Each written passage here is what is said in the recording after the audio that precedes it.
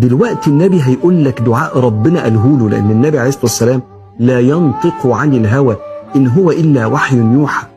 إيه الدعاء ده؟ اللهم إني أعوذ بك من الهم والحزن، وأعوذ بك من العجز والكسل، وأعوذ بك من الجبن والبخل، وأعوذ بك من غلبة الدين وقهر الرجال. بعوذ يا رب بيك من كل حاجة بتغلبني وتقهرني. انجز لي يا رب كل حاجة تكبر بخاطري. لو سمحت ما تظلمش نفسك وما تظلميش نفسك انك ما تحفظش الدعاء ده. ده دعاء قضاء الحاجات. اللهم آمين يا رب العالمين. قبل ما نبدأ الفيديو كده بحب أرحب بكل أخت جديدة دخلت القناة وأقول لها نورتيني وشرفتيني، وبرضو كل أخت كانت معايا من زمان أقول لها وجودك تملي معايا مشرفني ومنوريني كلكم، ويا رب أكون عند حسن ظنكم. لو أول مرة بقى تشوفي القناة من خلال الفيديو ده ما تبخليش عليا باشتراكك فيها عشان تكوني واحدة من عيلتنا الصغيرة وعيلتنا تكبر بيكم. يلا بقى نبدأ كده مع بعض الفيديو سوا. اليوم ده أنا كنت صاحية فيه متأخر، وطبعا عندي طبيخ وعندي كانوا عايزين يفطروا وعندي تستيف شقة وعندي فرش انتريه عايز يتفرش ومفيش حد يساعدني، فأنا عايزة أعرف حاجة كده يا بنات. الاول قبل ما نتكلم ونقعد نحكي مع بعض كده، انا هنا كده كنت بقول لكم انا بحب البطاطس الكبيره، البطاطسايه بيقولوا عليها قوالب، البطاطس القوالب. بحب البطاطسايه الكبيره بتنجز، انت بتعملي بطاطسايتين تبقى خلصتي. بس البياع واحنا كنا بنشتري ما كانش معانا البطاطس الصغيره دي، فاضطريت اجيبها لان انا ما كانش عندي بطاطس، فالمفروض ان انا اجيب بطاطس فجبت الموجود. طبعا عملنا فطار وفطرنا الاول وشطبت المطبخ وروقت الاوض جنبي. واول حاجه قبل ما ادخل المطبخ كده واتسحل فيه زي ما كلنا بنتسحل فيه، يا رب يجعله في ميزان حسناتنا. صليت الاول لان كان الظهر اذن، فبصراحه خفت ادخل المطبخ ويعدي عليا فرض ربنا ويجي عليه العصر، فعشان نكون في المضمون الصلاه مش هتاخد منك وقت، فصلي فرضك الاول. وبعدين بقى ادخلي مطبخك شطبيه براحتك، اعملي غداكي براحتك، هتكوني انت اصلا مخلصه فرض ربنا وما وراكيش حاجه تانية غير المطبخ. تمام كده تمام. انا كنت على الليله اللي قبل دي كنت مثلا غاسله وبالليل ولا حاجه وانا سهرانه، يبقى انا اما صحيت بدري، صحيت قصدي متاخر، مش هيبقى عندي شغل كتير غير ان انا اعمل لهم يتغدوا. فاهميني؟ فانت خفي من على نفسك كده، يعني ما يكون عندك غسيل مثلا، لو انت ما عندكيش مثلا غساله اوتوماتيك، او حتى عندك غساله اوتوماتيك حط دوره بالليل والصبح تحطي بقيه الدورات كده جنبك وانت شغاله. فبكده بقى بنكون سهلنا الشغل علينا، وبنقوم حتى لو ايمن متاخر نلحق نخلص اللي ورانا. هنا كده يا بنات انا المفروض ان انا اعمل لهم صينيه بطاطس بالفراخ، بس انا كنت عايزه شوربه. فهعمل ايه؟ قسمت الفرخه نصين، نص هحطه في صينيه البطاطس ونص هاخد شوربه عشان انا عايزه اعمل لسان عصفور. تمام تمام. عملت ايه؟ خدت انا بحب اعمل، ما تقوليليش كبه ولا تقولي لي حط البصل في الكبه، انا يعني طالما مش هعمل بيت تتبيله بانيه او اي حاجه من دي، خلاص انا بحب اعملها بالسكينه على ايدي وادعك البصله بالملح والفلفل الاسمر بايدي. تقولي لي بقى مش عارف ايه، لا هو ده الصح، انا بحبها كده، احب ايدي تحس بالاكل، تحس بالبصله وتحس بالاكل وانا بعمله. تمام تمام. ومسكت الصدر عشان هو كبير شويه، غزغزته بالسكينه لان انا ما بسلقوش، انا بطبخه ني في قلب صينيه البطاطس. غزغزته بالسكينه وحطيت في البصل بالبهارات في الصدر كده، واما جيت طبعا احط البطاطس نضفته نفضت الصدر كده نفضه ينزل البصل من قلبه. وبدأت أعمل كده صينية البطاطس بالطريقة العادية جدا، وما بحط لها زيت خالص يا بنات، أنا بعملها كده منها في بعضها. الفراخ حطت لها بقى التوابل اللي تحبيها، زي ما بتحطي. أنا حطيت قطعة من الفلفل، طماطماية، بصلاية، حبهان كده يا بنات. ومؤخرا بقيت بحط نص ليمونة، يعني لقيت ماما بتعملها ودقتها عندها الشوربة، الشوربة طعمها حلو يعني، فيها حاجة متغيرة قالت لي بحط فيها نص ليمونه، فجربتها لقيتها حلوه فبقيت احطها. اعملي بقى صينيه البطاطس بالطريقه اللي تعجبك. تمام كده تمام. خلاص ده دخليها بقى الفرن. انا بقى عشان ما حدش يقول لي حمري لي الفراخ اللي في الشوربه، بعمل ايه؟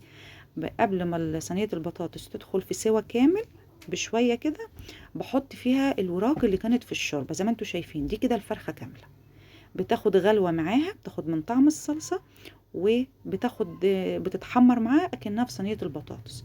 ويبقى انا عملت مرقه اللي انا عايزاها، مرقه الفراخ اللي هو الشوربه يعني. وفي نفس الوقت برضو عملت لهم شويه رز.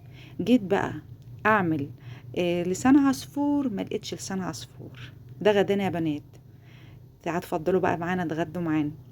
باخد الصينيه ببعضها كده، وبحط فيها معلقه كبيره، وديلت بقى اللي هطلع فيها الفراخ، وغرفت الشوربه والرز زي ما انتوا شايفين، وهنقعد بقى ناكل. تمام تمام. جيت اعمل لسان عصفور ما لقيتش، وانا كنت عايزه اعمل لسان عصفور.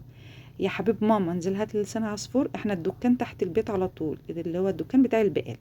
انزل هات لي لسان عصفور، انا مش قادر انزل، انا مش عارف ايه. تروحي لابنك التاني، تعالى هات لي لسان، هو انت قلتي له ومرضاش يبقى انا اللي انزل؟ قلت لهم الله الغني، مش عايزه لسان عصفور. مين فيكم يا بنات كده بيعاني؟ مين فيكم بيعاني؟ تعالوا يا ولاد ساعدوني، تعالوا يا ولاد اعملوا معايا حاجه. طب هات لي طلب، ده يقول لك لا، ولو رحت للتاني يقول لك عشان انت قلت لابنك وابنك مرضاش فجايه تقولي لي انا. قولوا لي بقى مين كده؟ مين يعني يقعدوا يزقوا الطلب اللي بتطلبيه على بعضهم؟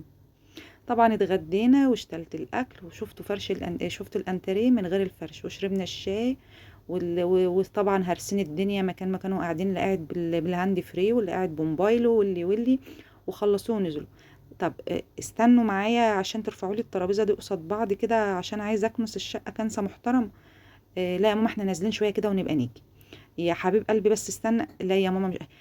يعني هو انت مقطوع منكم كلمه حاضر وطيب ونعم؟ مقطوعه منكم؟ ما تسمعوا كلام يا ابني انت وهو، ربنا يهديك. يعني انا عايزه اعرف مين اللي قالت مثل. يعني زمان كده كان في مثل بيقولوه، يقول لك لما قالوا ده ولا اتشد ظهري واتسند. انا عايزه اعرف مين اللي قال كده. يعني انتوا قولوا لي اروح اجيبها من شعرها، هاتوها لي من شعرها. مين اللي قالت كده؟ ده مفيش عيل بيريح. يا ابني اعمل كذا، ما بيريحش. يا ابني طب استنى ساعدني في حاجه، ما بيريحش، كله على دماغك. والله العظيم يا بنات. ف... فاللي تقول المثل ده، يعني اللي تشوفها بتقول كده تقول ده عندها صبيان، ده مش عارف ايه، انتوا جوبوها من شعرها. هو ربنا يخلي العيال كلها وكل حاجة، بس انتوا جوبوها برضو من شعرها، ما تسكتوش. اللي كنت غاسلة فرش الانتريه و... وغاسلة الحافظة، مش فاكرة كانوا وقعوا عليها ايه، فقمت قايلة خلاص يبقى كله يتغسل مرة واحدة كده. فطبعا زي ما انتوا شايفين هو فاتح، ولقيتهم جايبين امير وبيلزقوا حاجات كانت مكسرة منهم، ولقيت الامير وقع عليها على الفرشة الفاتحة. فقلت عليه ايه، يلا ايه ما بدهاش بقى، كملي يلا اللي وراكي كده، وافردي الفرشة على الكنب وكده.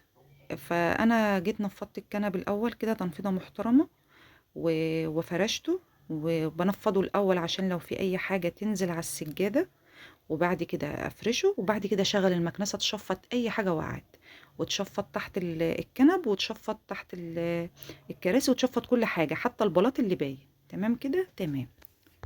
طبعا اليوم ما كانش على قد كده، بس اليوم انتوا عارفين طبعا، وراكي غسيل هتلميه، وراكي حاجة عايزة تتكوي هتكويها، وراكي هدوم عايزة تتطبق، غير ان انا روقت جوه برضو وستفت الدنيا جوه زي ما انتوا عارفين. بقى فرشت بقى الكنبتين، لان هما اللي من غير شلت، انا بحبه كده الكسوة. بصراحة استسهلتها في الاخر، انما ان انا البس الشلت لا، ما عدتش بلبسها. انا بحب احط الفرش كده بيريحني، انما الشلت انا ما بعرفش يا بنات، السفنج ما بقدرش اضغطه، لان الناس اللي متابعاني ومعايا من زمان عارفه ان انا ليا دراع بيوجعني، فما بقدرش اضغط بيه على اي حاجه. تمام كده تمام. ف... فجيت هنا ما عرفتش البس الكراسي، فهنفضها واسيبها لما حد يجي يساعدني بقى نضغط السفنج ده وندخله، لان السفنج ده لازم ينضغط ويدخل في اللبسه بتاعته بالظبط. يعني الكرسي ليه لبس، والسفنجه دي الشلته دي لها لبس. فاهميني؟ اهو انا هنا كنت بقول لكم. فطبعا انا مش هقدر اعملها، فهعمل ايه، هنفضها عشان اشغل بقى المكنسه ويبقى خلصت اللي ورايا بقى، واقعد ارتاح شويه. وطبعا مفيش راحه، هم خلصوا بره وجم جايبين اكل وحلويات وحاجات من بره، واعملي لنا عشاء يا ماما. طبعا عملتهم ودخلت انا بقى قعدت. طب ما اكلتش معاهم انا، ودخلت اطبق الغسيل، كان عندي غسيل في الاوضه جوه، ودخلت اطبقه وعملت لهم هم يتعشوا. بس طبعا ما عملتلهمش الكلام ده إلا لما ايه، اما ساعدوني. ما هو بصي خليكي ناصحة، يقولوا لك اعملي لنا حاجة قولوا لهم لما تساعدوني. زي ما انتوا شايفين بقى كده يا بنات، خلصت بقى الفرش بتاع الانتريه، وبدأت ازق الترابيزة كده في الجنب كده وفي الجنب كده، عشان اكنس بالمكنسة حلو، وبوسع لنفسي عشان اعرف اكنس السجادة حلو، وادخلها تحت الكراسي وادخلها هنا وهنا زي ما انتوا شايفين كده، وابدأ بقى اشغلها. المكنسة دي صدوقة الصدوق يعني. بصوا يا بنات، حافظوا على حاجتكم بجد، لان الحاجة غلت جدا، والواحد ما عادش عارف يجيب حاجة. حتى قطع الغيار غلت، ولما بتيجي ما بتجيش الأصلية، ما بتجيش اللي هي بتساعدك زي ما انت كنت شارية الحاجة. فاهميني؟ فيعني حاولي تحافظي على حاجتك، ولو حسيتي انها اتهلكت ابدأي اعملي لها ميزانية كده، او حوشي، او شوفي لو بتعملي جمعية لو ليكي في الجمعيات والحاجات دي، وابدأي عشان تجيبي غيرها، لان بصراحة الحاجة بتبقى عايزة ميزانية لوحدها جامدة. حاجة غلت قوي. شوفوا بقى، انا هنا كده خلاص كنست، ونقلت الترابيزه في الجنب التاني، وكنست الشقه الصاله كلها، وبقيت نظيفه. وهنا كده خلاص كنت هقفل معاكم الفيديو، خلاص قفلته بالفعل، وهعمل لكم باي باي ومش عارف ايه، لحد بقى ما هم يجوا يساعدوني في الكرسيين دول، ويساعدوني في غطا السجاده. اهو كده خلصت معاكم، وبقفل الفيديو.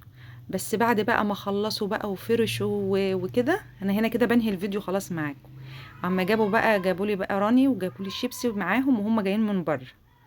قلت لهم شكرا كتر خيركم، وقالوا لي نعمل لنا نتعشى. كنت انا في الوقت ده لسه مش محتاجه ان انا اكل، فعملت لهم هم ياكلوا، لان هم طبعا طلعوا لعبوا وراحوا النادي، عملوا حركه كده حاجات من دي، فجعوا بسرعه. فعملت لهم هم يتعشوا، وانا قعدت بقى بعد ما خلصت اللي ورايا كله وفصلت بقى، قعدت بقى جبت الحاجه اللي هم جايبينها لي، وعملت لي سندوتش كريب وبيض كده. بنضحك على نفسنا بنقول ان هو كريب، بس هو مش كريب يعني، هو سندوتش بيض عادي. وقعدت بقى اكل الحاجه اللي هم جايبينها كده، وفصلت. وقلت اصور لكم بقى الكرسيين بقى هنا تاني، وانا قاعده بقى كنت بصور لكم الحاجه اللي هم جابوها لي وهم جايين. فقلت بقى اوريكم ان هم ساعدوني في الكرسيين، ما احنا ما نظلمهمش، ما هم ساعدوني بقى. وصورت بقى الحاجه معاكم كده، وقعدت بقى خلاص كنت هنا خلاص فصلت. وحتى الطبق والصينيه اللي انا اكلت فيهم حطيتهم على الرخامه جوه على الحوض، وما عملتش اي حاجه، وهنا كان يومي خلص. واقول لكم الى اللقاء في فيديو جديد ان شاء الله. دمتم بخير دايما.